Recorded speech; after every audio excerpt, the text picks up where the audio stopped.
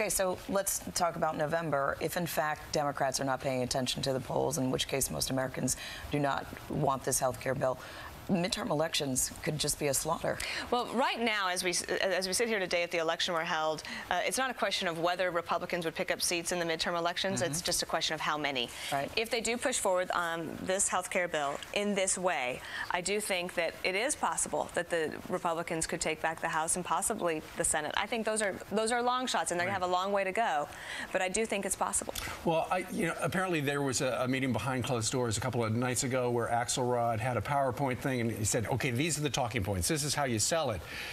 I get why Axelrod is pushing this, because his boss's legacy, essentially, is on the line. However, every member of the House of Representatives is up for re-election in November.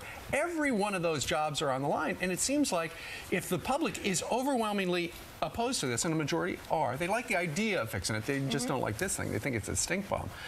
It seems like he's ordering them out on a kamikaze mission. Right. So if you're Nancy Pelosi and you're asking your members to walk the plank, right, she doesn't have to worry about her re-election. She's in the most liberal district in America. But most congressmen are not. And Karl Rove was on when you had him on the other day. Yeah. He was talking about all of those districts that went for Bush or McCain, but actually elected a Democratic member of Congress.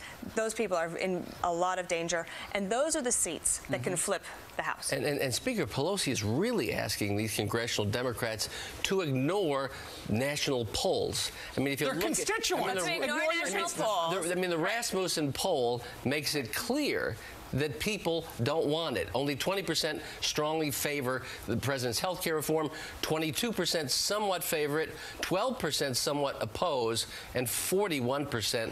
It's that intensity number, the 41% number, that really should put some fear into the Democrats that are running. Now, remember what Nancy Pelosi said the other day. They have to pass the bill for all of us to understand what's in it and then to come to love it. Good one. Yeah, I think that I don't know, maybe they're smoking something. Yeah, maybe. Is that allowed to, am I allowed to say that? Well, it's good. It's a good soundbite. It'll be showing up somewhere shortly.